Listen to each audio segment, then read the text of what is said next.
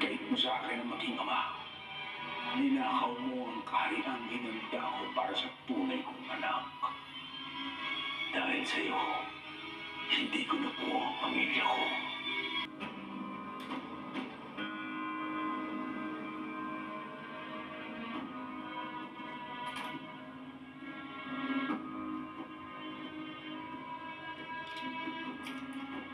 Buhay ang kapalit ng ginawa mong panlilinlang, David. At isasama ko sa hukay at tarantado mong ama dahil hindi na ako. Ang tanggol na yan. Hindi na ulo ni David ang iuwi ko.